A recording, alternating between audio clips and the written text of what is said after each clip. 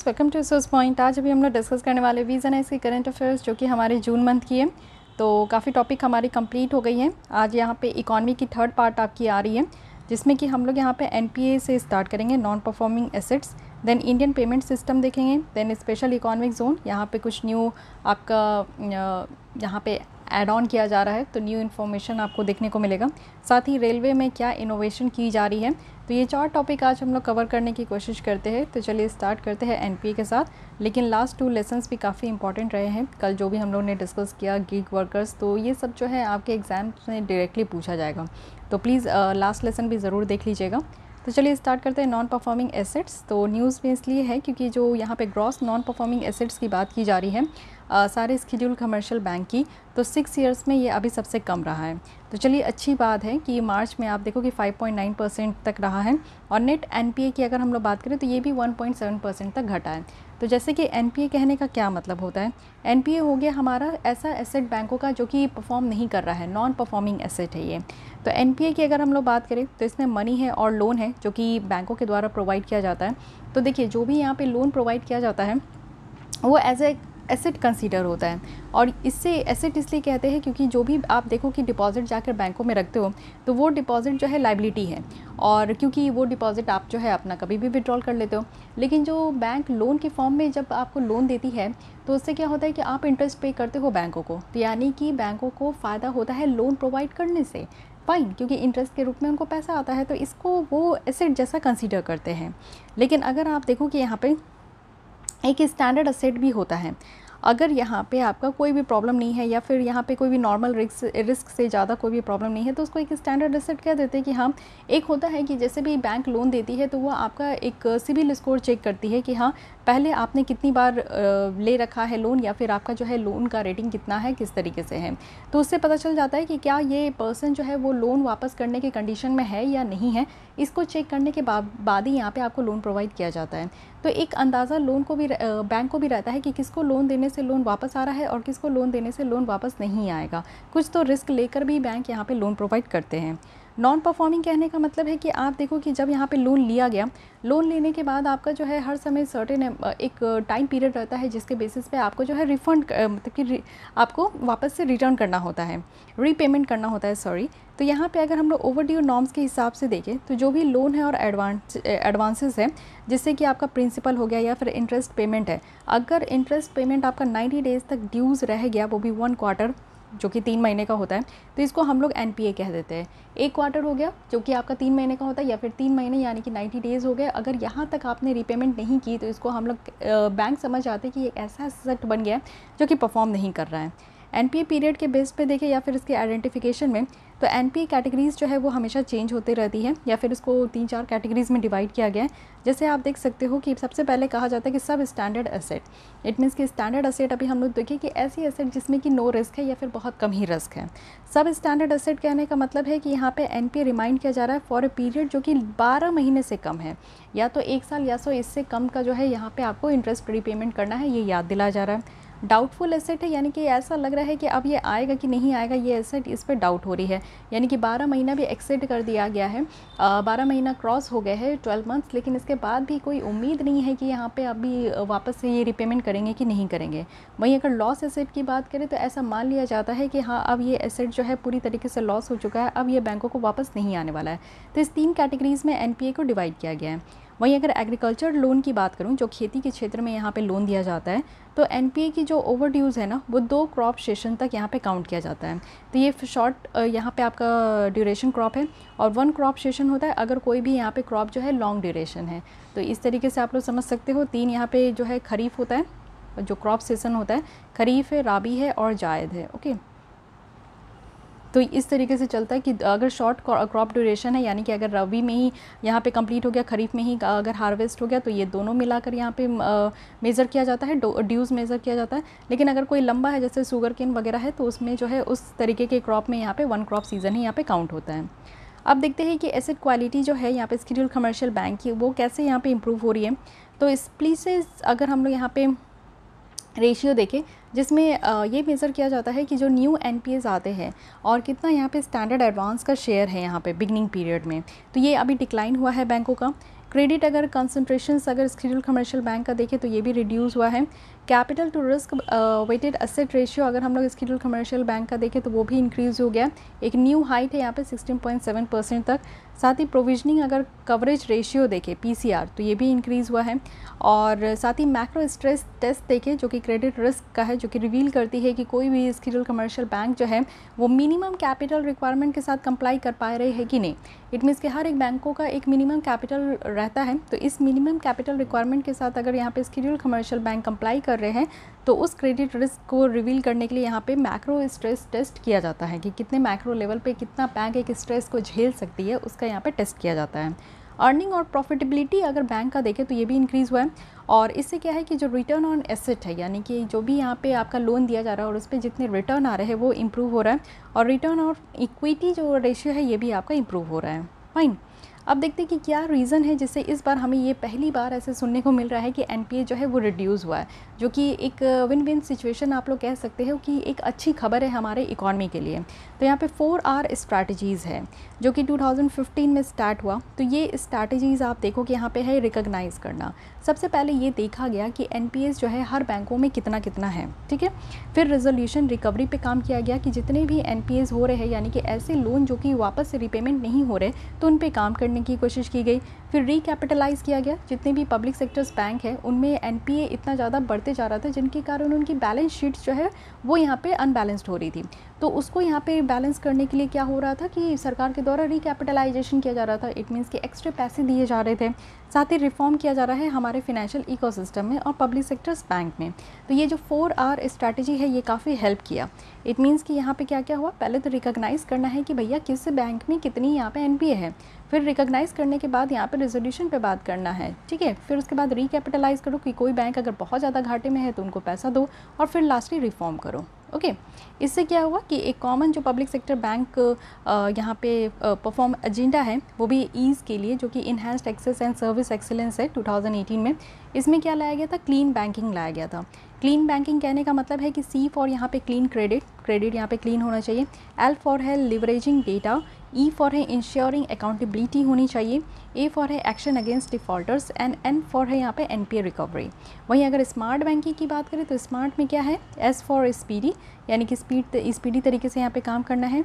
M for है multi channel rich है, ए for है एक्सेसिबल, आर फॉर है यहाँ पे रिस्पॉन्सिव, एंड टी फॉर है टेक्नोलॉजिकल इन्हांस्ड। तो ये सारे यहाँ पे आप देख सकते हो ईज़ भी लाया गया है। तो ईज़ यहाँ पे एक बहुत इंपॉर्टेंट रोल प्ले किया है ये स्कीम, जिसके बेसिस पे हम लोग देख सकते हैं कि आज की डेट में एनपीएस की जो इश्यूज़ है वो कम हुई है।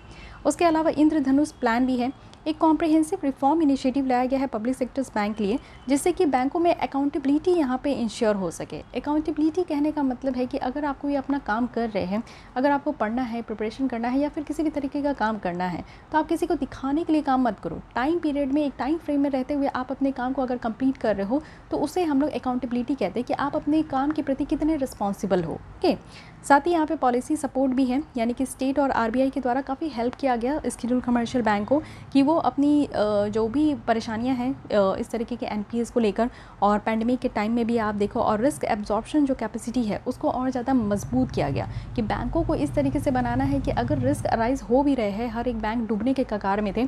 कई बैंकों को तो आप देखो कि प्राइवेटाइज़ भी किया गया जो नहीं चल पा रहे थे, कई बैंकों को मर्ज करने की भी बात की जा रही थी, और कई बैंक अभी भी आप सुन रहे हो कि उसको प्राइवेटाइज़ किया जाएगा। बट ये कोशिश है कि हमारे यहाँ जितने भी पब्लिक सेक्टर्स बैंक है उनको प्राइवेटाइज़ नहीं करे, तो इस पर काम किया जा रहा है। साथ ही आप देखो कि एक आईबीसी कोड लाया गया था, insolvency and bankruptcy code. Actually जो बैंक अगर पूरी तरीके से आप देखो कि कुछ प्राइवेट बैंक है जो कि पूरी तरीके से डूब गए, तब पता चल रहा है कि डूब गए। तो डूबने के बाद अगर आप देखो तो उसमें क्या होता है कि आम जनता के पैसे होते हैं, उनका डिपॉजिट्स होता है, वो सब डूब जाता है, तो आम जनता को लॉस होता है। ठीक है, बैंक को, कंपनी को तो लॉस हुआ ही, आम जनता की भी हालत ख़राब हो गई। एनबीएफसी में भी यहाँ पे आप देख सकते हो कि एक इंपॉर्टेंट रोल प्ले किया है, जिसमें कि एनपीए की रेशियो बहुत ज़्यादा है, और इसमें भी देखने को मिला है कि बैंक जो है काफ़ी हद तक उनकी स्थिति बहुत बुरी हो गई है। तो इसलिए यहाँ पे इंसॉल्वेंसी एंड बैंक्रप्टी कोड यहाँ पे लाया गया, जिससे क्या लाया गया कि pre packaged insolvency resolution. This is very important, and ये काफ़ी इंपॉर्टेंट रोल भी प्ले किया गया। प्री पैकेज यानी कि पता होना चाहिए कि एक सर्टेन लिमिट तक अगर यहाँ तक आपका जो लोन है वो रिकवर नहीं हो पा रहा है, तो इट मीन्स कि यहाँ पे एक अंदाज़ा लगाया जा रहा था कि हाँ, यहाँ पे इस कंपनी में या इस बैंकों में जो है लोन रिकवर नहीं होगा, तो पहले से ही यहाँ पे प्री पैक कर लेना है। क्रेडिट गारंटी स्कीम भी लाया गया था कोविड-19 के दौरान, कि जो कि क्रेडिट भी गारंटी किया जा रहा था कि एकदम से आप अगर लोन ले रहे हो तो उसमें आपको क्रेडिट भी मिलेगा। प्रोग्रेसिव नॉर्मलाइजेशन किया गया इकोनॉमिक एक्टिविटीज़ का। इससे क्या हुआ कि बैंकों को कई हद तक यहाँ पे हेल्प मिला कि वो फिर से एक फ्रेश लेंडिंग साइकिल को स्टार्ट कर सके। जितनी भी पुरानी लोन अगर बर्बाद हो गई, वो रीपेमेंट नहीं हो पा रहा है, तो उसको छोड़िए और फिर से एक न्यू स्कीम्स के तहत वो यहाँ पे लेंडिंग प्रोसेस शुरू करें। अदर रिफॉर्म्स भी हैं, जैसे कि बैंकों को मर्ज किया गया। साथ ही यहाँ पे आप देखो कि national asset reconstruction companies limited बनाई गई, इंडिया का डेट रिजोल्यूशन कंपनी लिमिटेड बनाया गया, जिससे कि जो यहाँ पे एनपीए वगैरह है उसको रिजॉल्व किया गया, और जो बैंक बुक है, बैंकों का जो बुक होता है उसको क्लीन अप किया गया। ठीक है, तो ये सारा काम किया गया, जिसके बेसिस पे हम लोग आज की डेट में इंप्रूवमेंट देख रहे हैं। इंद्रधनुष की बात की थी ना मैं, कि इंद्रधनुष में यहाँ पे प्लान है जिसमें कि आपका अकाउंटेबिलिटी है, कैपिटलाइजेशन है। चलिए एक एक करके सब देख लेते हैं। सबसे पहले आप देखो कि अकाउंटेबिलिटी की बात की जा रही है, यानी कि न्यू फ्रेम यहाँ पे फ्रेमवर्क लेकर आना है। साथ ही यहाँ पे डिस्ट्रेसिंग है, यानी कि बैंकों को इस तरीके से उनको पॉलिसी देना है जिससे कि वो स्ट्रेस कम ले सके और रिस्क कंट्रोल जो मेजर्स है वो उनका स्ट्रेंथन हो सके। बैंक बोर्ड ब्यूरो यहाँ पे बनाया गया है, बीबीबी, जो कि यहाँ पे जो भी अपॉइंटमेंट हो रहे हैं, board for appointment of whole time directors और एज ए नॉन एग्जीक्यूटिव और चेयरमैन, उनको यहाँ पे रिप्लेस करने की बात की गई है। साथ ही गवर्नेंस परफॉर्मेंस रिफॉर्म की भी बात की जा रही है। यहाँ पे एचआर प्रैक्टिस जो है और जो चीफ रिस्क ऑफिसर की नॉमिनेशन करनी है, उस लेवल पे भी यहाँ पे रिफॉर्म करने की बात की जा रही है। Empowerment is very important. तो यहाँ पे आप देखो कि गवर्नमेंट की तरफ से कोई भी इंटरफेरेंस नहीं है और इंडिपेंडेंट डिसीजन मेकिंग भी यहाँ पे बैंकों के द्वारा लिया जा रहा है। कैपिटलाइजेशन करने का कहने का मतलब है कि यहाँ पे एडिक्वेट कैपिटल्स जो है वो सारे बैंकों को दिया जा रहा है, जिससे कि एक सेफ बफर ओवर यहाँ पे रखा जाए। और जो बेसल नॉर्म्स है, यानी कि बेसल थर्ड नॉर्म्स हम लोग यहाँ पे फॉलो करते हैं। बेसल एक कंट्री है जहाँ पे आपको एक सिटी है जहाँ से ये कंडक्ट होता है कि जो भी रूल्स यहाँ पे दिए गए हैं, तो हर एक देश के जो सेंट्रल बैंक होते हैं वो बेसल थर्ड के नॉर्म्स को ही फॉलो करते हैं। तो हमारे यहाँ भी हैं। अपॉइंटमेंट प्रोसीजर में अगर हम लोग बात करें तो यहाँ पे जो चेयरमैन का पोस्ट और मैनेजिंग डायरेक्टर का जो पोस्ट है उसको अलग अलग किया गया। प्राइवेट सेक्टर कैंडिडेट्स जो है उनको भी यहाँ पे अप्लाई करने का मौका दिया गया। तो इस तरीके से आप देख सकते हो कि इंद्रधनुष प्लान जिसको कि आपको पता होना चाहिए कि किस सेक्टर से रिलेटेड है, और अगर इससे रिलेटेड आप लोग अपने आंसर राइटिंग में भी इंक्लूड करते हो तो उससे बहुत अच्छी मार्क्स आपको मिलने की चांसेस हैं। ईज़ नेक्स्ट रिफॉर्म भी लाया गया। ईज़ रिफॉर्म तो हमने देख ही लिया, ईज़ नेक्स्ट है जिसमें कि 2 की इनिशिएटिव लाया गया। सबसे पहले ईज़ 5.0 है, जिसमें कि common public sectors bank reform agendas रखे गए, और बैंक स्पेसिफिक अगर हम लोग देखें तो 3 ईयर स्ट्रैटेजिक रोड मैप्स लाए गए हैं। ईज़ 5.0 के अंदर अगर देखें तो पब्लिक सेक्टर्स बैंक्स जो है ये कहा जा रहा है कि ठीक है, न्यू एज जो कैपेबिलिटीज़ है उसमें इन्वेस्ट करते रहें। साथ ही यहाँ पे प्रायोरिटी दी गई है डिजिटल कस्टमर एक्सपीरियंस का, और साथ ही ये कहा गया है कि जो बैंकिंग है वो इंटीग्रेटेड और इंक्लूसिव होना चाहिए। मेनली फोकस करें जो स्मॉल बिजनेसेस और जो एग्रीकल्चर सेक्टर्स हैं, तो इस प्रायोरिटी के बेसिस पे भी यहाँ पे काम किया जा रहा है। बैंक स्पेसिफिक अगर स्ट्रैटेजिक रोड मैप देखें तो इसके तहत क्या है कि बैंकों को यहाँ पे स्ट्रैटेजिक इनिशिएटिव दी जा रही है, जिसमें कि बिजनेस ग्रोथ है, प्रॉफिटेबिलिटी है, रिस्क है, कस्टमर सर्विस है और कैपेबिलिटी यहाँ पे डेवलपमेंट है। ओके, सो ईज़ नेक्स्ट रिफॉर्म भी आपसे पूछा जा सकता है कि किस सेक्टर से है, तो ये बैंकिंग सेक्टर से है। अब देख लेते हैं कि रिमेनिंग और इमर्जिंग चैलेंजेस क्या है। अभी भी आप देखो कि एनपीए की इश्यूज़ जो है पूरी तरीके से ख़त्म तो हुई नहीं है ना, अभी तो बस रिड्यूस हुई है परसेंटेज, लेकिन ओवरऑल हमारी बैंकिंग सिस्टम को और भी इन्हांस करना है। तो इसके लिए क्या क्या चैलेंजेस है। सबसे पहले आप देखो हायर यहाँ पे पीएसबी एनपीए है। अगर पब्लिक सेक्टर बैंक की एनपीए देखें तो अभी बहुत ही ज़्यादा है, यानी कि स्टिल अभी हाई है, 7.6 तक है। और सेवियर अगर स्ट्रेस सिनेरियो में देखें तो ये और भी राइज़ हो सकता है, कहा जा रहा है कि अगले साल तक ये 10.5% तक भी जा सकता है। मर्जेंट रोल भी है। आप देखो कि बेटर बोरोवर के अलावा यहाँ पे पीएसबी मर्जर्स जो है ये काफ़ी हेल्प किया, यानी कि 2-3-4 बैंकों को जो मर्ज कर दिया गया।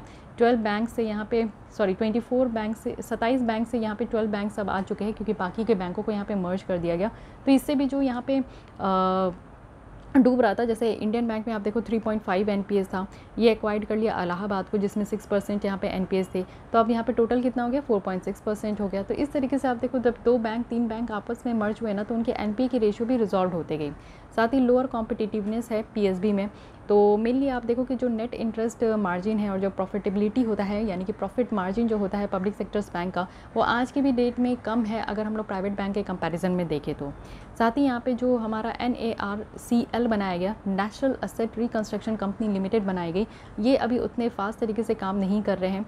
साथ ही अगर IBC रिजोल्यूशन की बात करें, जो इंसॉल्वेंसी एंड बैंक्रप्सी कोड है उसकी रिजोल्यूशन की बात करें तो वो भी डिक्लाइन हो रहा है। आप कमेंट बॉक्स में बताइए कि इंसॉल्वेंसी मीन्स क्या होता है एंड बैंक्रप्सी मीन्स क्या होती है। तो इन दोनों के बीच में बेसिक डिफरेंस क्या होता है वो आप लोग को कमेंट बॉक्स में आंसर देना है। अर्ली साइन ऑफ स्ट्रेस है, यानी कि हम लोग देख रहे हैं कि कुछ सेक्टर्स ऐसे हैं जो कि यहाँ पे स्ट्रेस दिखा रहे हैं पोस्ट पैंडमिक, जैसे कि पावर डिस्ट्रीब्यूशन कंपनी डिस्कॉम तो है ही, जो कि पैंडमिक से पहले भी घाटे में जा रहा था और पैंडमिक के बाद में भी घाटे में है ही, तो ये ह्यूज डेट में फंस चुका है ये हमारा डिस्कॉम कंपनी। तो देखते हैं इसके लिए क्या करना होगा। साथ ही लोन वेवर है, यानी कि यहाँ पे जिस तरीके से पॉपुलेशन बढ़ते जा रहा है वैसे ही आप देखो कि एक पॉलिटिक्स का एक अच्छा आप कह सकते हो कि वोट बैंक के लिए पॉलिटिशियन क्या करते हैं कि यहाँ पे लोगों की लोन माफ़ करने के लिए वो लोग जो है एक स्कीम रख देते हैं। तो यहाँ पे लोन वेवर जो है वो स्टार्ट होता है और इसके स्टार्ट होने से क्या होता है कि बैंकों को काफ़ी परेशानी झेलनी पड़ती है।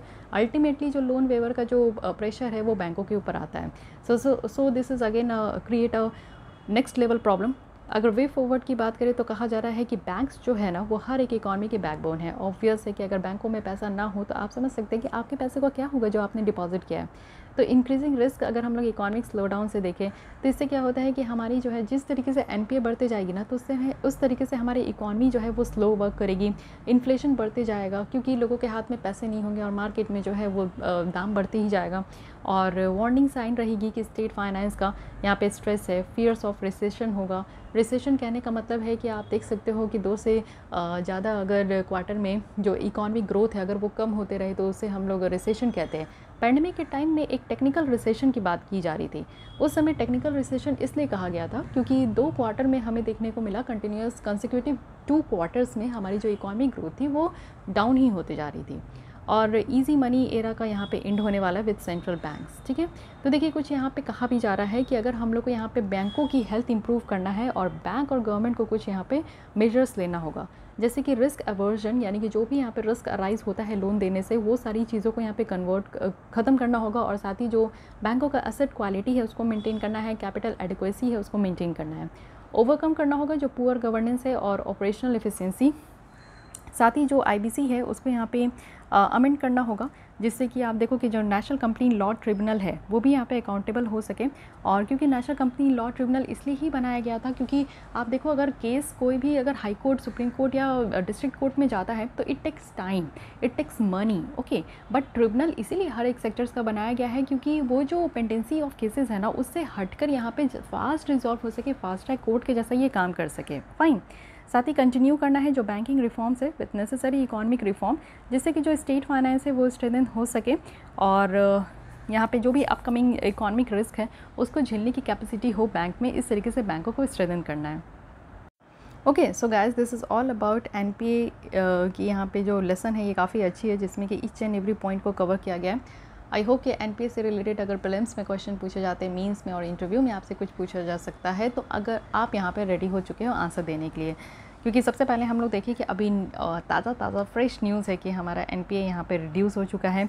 NPA क्या होता है, NPA की कैटेगरी क्या होती है और किस तरीके से एसेट क्वालिटी इंप्रूव करनी है, रीज़न क्या है जो NPA रिड्यूस हो रहा है। इंद्रधनुष स्कीम के बारे में हमने अलग से समझा और साथ ही यहाँ पे ईज़ नेक्स्ट रिफॉर्म भी देखें, फिर भी क्या क्या चैलेंजेस है वो भी हम लोग समझने की कोशिश किए और एक बहुत ही अच्छा बेहतरीन यहाँ पे वे फॉरवर्ड हम लोग डिस्कस किए। फाइन, अब आते हैं इसी के साथ हम लोग देख लेते हैं इंडियन पेमेंट सिस्टम क्या है।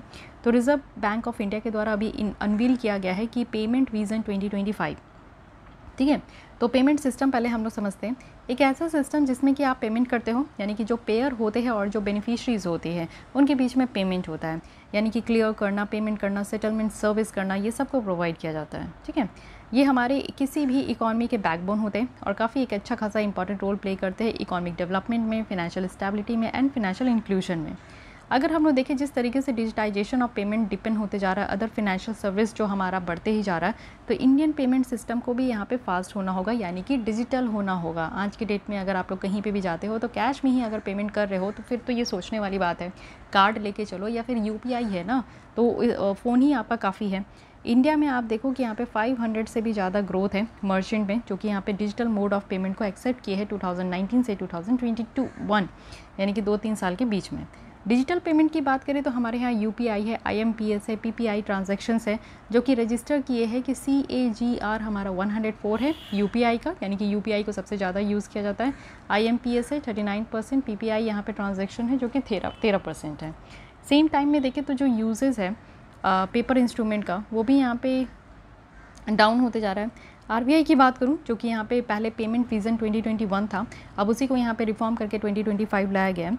तो पहले यहाँ पे कंपटीशन रखी गई है कि रेगुलेटरी सैंडबॉक्स के थ्रू यहाँ पे कंपटीशन रहेगा। कॉस्ट रिडक्शन है, यानी कि आप देखो कि आरटीजीएस और एनईएफटी जो यहाँ पे चार्ज लगाया जाता है आरपीआई के द्वारा, तो इसको भी अब यहाँ पे जो भी चार्ज लगाया जाता है उसको हटा दिया गया है। और साथ ही आरटीजीएस और एनईएफटी जो है वो 24/7 सर्विस प्रोवाइड करने की बात की गई है। कन्वीनियंस है, यानी कि 24/7/365 अब हॉलीडे वगैरह कुछ भी काउंट नहीं होता है। अगर आप यहाँ पे मनी को ट्रांसफ़र कर रहे हो with the help of RTGS और एनईएफटी, तो यहाँ पे आप जो है कभी भी कर सकते हो। पहले ये टाइम लिमिट था कि वर्किंग आवर्स जो बैंकिंग आवर्स जो है उसी बीच में किया जा सकता है, बट अब ऐसा नहीं है। कॉन्फिडेंस है, यहाँ पे आप देखो कि जो रेगुलेटिंग पेमेंट एग्रीगेटर्स है उनके फ्रेमवर्क के थ्रू यहाँ पे आपका जो है कॉन्फिडेंस लाया गया है। टोकनाइजेशन किया जा रहा है ट्रांजैक्शन का। इसके बाद अगर हम लोग देखें तो यहाँ पे क्या क्या है जिससे कि डिजिटल पेमेंट किया जाता है, तो पहले तो मोबाइल रिजोल्यूशन, आप देखो लो कॉस्ट मोबाइल और डेटा जो है वो इंक्रीज़ हो गया है, जिससे कि ज़्यादा से ज़्यादा लोगों के पास जो है मोबाइल है। जैम ट्रिनिटी है, यानी कि जन धन आधार मोबाइल है जो कि यहाँ पे डिजिटल पेमेंट को यूज़ करने के लिए रखा गया है, यानी कि जो यहाँ पे आपका फिनेंशियल इंक्लूजन किया जा रहा है, हर एक लोगों को जो बैंक अकाउंट से जोड़ा जा रहा है और उनका एक बैंक अकाउंट ओपन किया जा रहा है विद जीरो बैलेंस। तो यहाँ पे क्या है कि आधार कार्ड से उसको लिंक कर दिया जा रहा है। अब इससे क्या हो रहा है कि सरकार के द्वारा अगर कोई भी सब्सिडीज़ वगैरह देना है या फिर यहाँ पे किसानों को या फिर किसी को भी पेमेंट देनी है, तो वो डायरेक्ट बेनिफिट ट्रांसफ़र डीबीटी के थ्रू उनके अकाउंट में ये ट्रांसफ़र हो जा रहा है। तो जैम ट्रिनिटी भी यहाँ पे एक इंपॉर्टेंट रोल प्ले किया। फिर बिज़नेस कॉरेस्पॉन्डेंट्स की बात करें तो यहाँ पे बिज़नेस कॉरेस्पॉन्डेंट है जो कि यहाँ पे मॉडल फैसिलिटीज़ वगैरह प्रोवाइड कर रहे हैं डिजिटल पेमेंट का। यानी कि आप देखो कि क्या हो रहा है कि छोटे छोटे एटीएम्स लगाए जा रहे हैं रूरल एरिया में, यानी कि जो ग्रामीण क्षेत्र है वहाँ पे एटीएम की सुविधा नहीं थी, तो लेकिन अभी छोटे छोटे एटीएम्स लगाए जा रहे हैं जिससे कि अगर लोगों को विड्रॉ करना है अपने एटीएम कार्ड से तो वो विड्रॉ कर सकते हैं। साथ ही टेक्नोलॉजी ड्रिवन प्लेटफॉर्म है, यानी कि यहाँ पे अगर हम लोग देखें तो ऐसा प्लेटफॉर्म है जो कि माइक्रो एटीएम्स जो है वो यहाँ पे आपका रूरल इंडिया में लगाया जा रहा है। कोविड-19 पैंडेमिक की बात करें तो कोविड-19 के बाद से अगर हम लोग देखें तो डिमांड और जो कॉन्टैक्ट लेस यहाँ पे डिजिटल पेमेंट है वो काफ़ी हद तक इंक्रीज़ हो गया है। एक आदत लग गई है और पेटीएम का जिस तरीके से यहाँ पे बढ़ते गया, फ़ोन पे हो, पेटीएम हो, यूपीआई ट्रांजैक्शन हो, उसके तहत ये काफ़ी अनेबल हो गया हमारे लिए। लेकिन फिर भी आप देखो हमारे देश की जो पेमेंट सिस्टम है ना, अभी बहुत ही ज़्यादा भयंकर यहाँ पे चैलेंजेस फेस कर रही है। सबसे बड़ी प्रॉब्लम तो हमारा साइबर अटैक ही है, ठीक है। आप देखते हो तरह तरह के साइबर अटैक यहाँ पे आते रहते हैं, तो ये भी एक प्रॉब्लम है। डिजिटल पेमेंट फ्रॉड आपको देखने को मिलेगा कि आपको कॉल आएंगे कि आपके अकाउंट में इतने अमाउंट क्रेडिट किए जाएंगे, तो उसके लिए आप अपनी जो कार्ड की डिटेल्स है वो भेजिए। तो इससे लोग भेज भी देते हैं। कई लोगों के साथ ऐसा फ्रॉजरी भी हो रहा है, फ्रॉड भी हो रहा है। आपके अगर एटीएम अगर मशीन से आप पैसे निकाल रहे हो तो वहाँ पे आपका क्लोनिंग किया जा रहा है एटीएम का। तो बहुत तरीके से आप देखो कि फ्रॉजरी हो रही है, जिससे कि लोगों का ट्रस्ट डेफिसिट चल रहा है। डिजिटल इंफ्रास्ट्रक्चर भी हमारा उतना बूस्ट नहीं है। अगर हम लोग अपने कुछ इंडिया के पार्ट की बात करें, जैसे ग्रामीण क्षेत्र हो गया या हिली एरिया हो गया, जहाँ पे ये कहा जाता है ना कि फास्ट और एफिशिएंट पेमेंट सिस्टम हर एक टाइम जो है इसको एक्सेस करना एक चैलेंजिंग है। आप यही गांव वाले कुछ एरिया में चले जाओ ना, जहाँ पे आपको नेटवर्क नहीं मिलेगा ना, तो आफत आ जाएगी, आप पेमेंट नहीं कर पाओगे। ये एक प्रॉब्लम देखने को मिलता है। साथ ही अगर यहाँ पे अगर हम लोग देखें पॉइंट ऑफ सेल टर्मिनल, तो ये POS मशीन है जहाँ पे आपको लगता है कि आपके पास पैसे नहीं है लेकिन आप कार्ड लेके चल रहे हो और स्वैप करके आपको अपना पेमेंट कर देना है। तो POS मशीन भी आपको हर एक शॉप में देखने नहीं मिलता है। ग्रीवियंस रिड्रेसल मैकेनिज्म की बात करें तो यहाँ पे लोगों को परेशानी होती है। कई बार क्या होता है कि आप ऑनलाइन पेमेंट करो और आपका पेमेंट ही अटक जाए, ठीक है तो पता ही नहीं चलता कि वापस हमारे अकाउंट में कितने दिन में क्रेडिट होगा, या फिर अमाउंट जो है डिडक्ट हो गया है तो वो क्रेडिट हुआ है कि नहीं। तो ये इसको कहाँ पे लोग बोले ग्रीवियंस रिड्रेसल क्या है, जैसे कि आप देखो कुछ सर्टेन कंपोनेंट है, फिनटेक है जिसमें फिजिकल इंटरफ्रेंस की कमी है, तो लोग समझ नहीं पा रहे हैं कि कहाँ उनको इस तरीके की कंप्लेन करनी है। साथ ही लो वैल्यू ऑफ ट्रांजैक्शन है। अगर हम लोग आज भी देखें तो जो value of payment system transaction है कैश इन सर्कुलेशन का, तो ये भी एक वन ऑफ द लोएस्ट था और आज भी लोएस्ट ही है। डेटा प्राइवेसी इशू की बात होती है। लोगों को यहाँ पे आप देखो कि ऑनलाइन जब यहाँ पे ट्रांजैक्शन करते हैं तो उससे एक डेटा लीक की भी प्रॉब्लम होती है। यहाँ पे पर्सनल डेटा थेफ्ट है, जो पर्सनल डेटा है वो चोरी हो जाता है, साइबर थेफ्ट हो रहा है, अनऑथराइज्ड यहाँ पे ट्रांजैक्शंस देखने को मिल रहा है। 2021 में अगर हम लोग बात करें तो आरबीआई की जो वर्किंग ग्रुप है डिजिटल लेंडिंग में, तो ये देखने को मिला है कि 600 इलीगल लोन यहाँ पे ऐप्स जो इंडिया में ऑपरेट हो रहे हैं। जिससे क्या होता है कि आप देखते हो कि कहा जाता है, कई बार आपने भी ये एडवर्टीज़मेंट देखा होगा कि आपको भी ये एडवर्टीज़मेंट देखने को मिला होगा कि आप ये ऐप इंस्टॉल कर लो और आपको जो है with in 1 second, with in 2 second आपको जो है यहाँ पे लोन प्रोवाइड किया जाएगा किसी भी चीज़ के लिए। तो इस तरीके की फ्रॉड रहती है, ये गलत इस तरीके का ऐप होता है, प्लीज़ उस सब चक्कर में मत पड़िए, ठीक है। अब ये समझते हैं कि पेमेंट विज़न जो 2025 का लाया जा रहा है ये है क्या। बेसिकली यहाँ पे 4 गोल पोस्ट रखा गया है। सबसे पहले कंपटीशन रखा जाएगा, कॉस्ट देखा जाएगा, कन्वीनियंस देखा जाएगा एंड कॉन्फिडेंस देखा जाएगा लोगों का, ठीक है। इसमें 5 यहाँ पे गोल पोस्ट है। सबसे पहले क्या करना है कि इंक्लूजन करनी है, लोगों के पास बैंक अकाउंट होना चाहिए, इंटीग्रेट करना है, सबको मिलाकर चलना है, कुछ नया इनोवेशन लाना है। अगर लोगों की ट्रस्ट डेफिसिट हो रही है तो उसको हटाने के लिए कुछ अच्छा सॉफ्टवेयर वगैरह यूज़ करें। इंस्टीट्यूशनलाइजेशन करनी है कि ज़्यादा से ज़्यादा लोगों को अगर समझ में नहीं आ रहा है कि कहाँ कंप्लेन करना है तो उसके लिए एक इंफ्रास्ट्रक्चर होनी चाहिए। इंटरनेशनलाइजेशन करना है, यानी कि ज़्यादा से ज़्यादा जो है हमारी जो, जैसे आप देखते हो कि रुपे कार्ड है, फाइन, तो रुपे कार्ड भी आप देखते हो कि जहाँ मोदी जी जाते हैं अपने रुपे कार्ड की यहाँ पे एडवर्टीज़मेंट कर देते हैं और मेमोरेंडम ऑफ अंडरस्टैंडिंग साइन करके आ जाते हैं कि हमारा रुपे कार्ड अब वहाँ भी उस देश में चलेगा। तो आपको वैसे 5 कंट्रीज़ का नाम बताना है जिसमें कि आज की भी डेट में रुपे कार्ड जो है वो हमारा वैलिड है, वहाँ यूज़ करना। कोर थीम अगर हम लोग देखें तो ई पेमेंट है। ई पेमेंट कहने का मतलब है कि E for everyone, everywhere, every time, okay. तो ये बातें रखी गई हैं। विज़न है कि हर यूज़र को यहाँ पे safe, secure, fast, convenient, accessible और एफोर्डेबल ई पेमेंट ऑप्शन प्रोवाइड करना है 2025 तक। की फीचर यही है कि सबसे पहले सेंट्रल बैंक जो डिजिटल करेंसी है उसको यहाँ पे framework for regulation of all significant intermediaries जो कि पेमेंट इकोसिस्टम में है उनके साथ यहाँ पे मिलकर काम करना है। जैसे कि बिग टेक्स हो गया, फिनटेक्स हो गया, बाई नाउ, पे लेटर, ये सारी जो प्रोविजंस दी गई है उस पर काम करना है। फिर फिजिबिलिटी जो है कि इस तरीके से हम लोग डिजिटल पेमेंट प्रोटेक्शन फंड यहाँ पे जो लाया गया है उसको क्रिएट करना है, जिससे कि यहाँ पे जो भी ऑनलाइन पेमेंट फ्रॉड हो रहा है, जिसके किसी के बैंक अकाउंट से लाखों गायब हो जा रहे हैं, तो उनको यहाँ पे सपोर्ट करना है। क्योंकि देखिए एक एक रुपया भी जो लोग कमाते हैं वो बहुत मेहनत करके कमाते हैं और चंद भर में अगर इस तरीके से फ्रॉड हो जाए तो फिर उनको कहीं ना कहीं से विक्टिम्स को यहाँ पे हेल्प प्रोवाइड करना है। तो उसके लिए यहाँ पे फ़ंड का निर्माण किया जा रहा है। साथ ही जियो टैगिंग करना है डिजिटल पेमेंट इंफ्रास्ट्रक्चर का। तो जियो टैगिंग करने से क्या होगा कि जहाँ पे भी आप बैठ के अगर ट्रांजैक्शन कर रहे हो, कल को अगर फ्रॉडरिज्म होता है या फिर अगर आपका पैसे अटक जाते हैं, पेंडिंग मोड में रहता है, तो इसको आराम से ट्रैक किया जा सके। साथ ही क्रेडिट कार्ड और क्रेडिट कंपोनेंट को यहाँ पे बैंकिंग प्रोडक्ट्स के साथ लिंक करना है जो कि यूपीआई के साथ कहा जा रहा है। साथ ही अगर आप देखो तो चेक यहाँ पे ट्रंकेशन सिस्टम है, इसको भी इन्हेंस करने की बात की जा रही है, जिसमें कि 1 नेशन 1 ग्रिड क्लियरिंग और सेटलमेंट पर्सपेक्टिव है। साथ ही रियल टाइम रिपोर्टिंग की बात की जा रही है कि जितना भी पेमेंट फ्रॉड हो रहा है उसका जो है रियल टाइम रिपोर्टिंग हो कि किस किस समय कहाँ किस किस के साथ इस तरीके का फ्रॉड हो रहा है, फाइन। तो ये एक अच्छा स्टेप्स लिया जा रहा है और काफ़ी न्यू चीज़ें भी हैं। पहली न्यू चीज़ें यही है कि यहाँ पे आपका फ़ंड क्रिएट किया जाएगा। दूसरा है कि यहाँ पे रियल टाइम पेमेंट की जो फ्रॉड हो रही है उसकी यहाँ पे रिपोर्टिंग की जा रही है। वे फॉरवर्ड में कहा जा रहा है कि आप देखो ease of doing financial transactions, जिस तरीके से हम लोग अपने देश में कोशिश कर रहे हैं कि लोगों को यहाँ पे भरोसा हो और लोग जो है एकदम से उनके लिए जो भी ट्रांजैक्शन करना है या फिर कोई भी पेमेंट करनी है तो वो उनके लिए आसानी हो। हर किसी को उठ के बैंक तक जाने की ज़रूरत नहीं है, घर बैठे अपने कंफर्ट जोन में आप लोग यहाँ पे पेमेंट कर सको। ये यहाँ पे आरबीआई की भी कोशिश है और हमारे देश की सरकार का भी कोशिश है। तो यहाँ पे ये कहा जा रहा है कि सबसे पहले प्रोएक्टिव लॉज ऑन रेगुलेशन लाइए। देखिए लोग तभी भरोसा करेंगे जब हमारे देश में कानून है। कानून होते हुए भी तो इतने सारी गलतियाँ हो रही है बट कोई भी नहीं देख पा रहा है, तो एटलीस्ट कानून ही ला दे ताकि कुछ लोग तो यहाँ पे जागरूक हो पाए।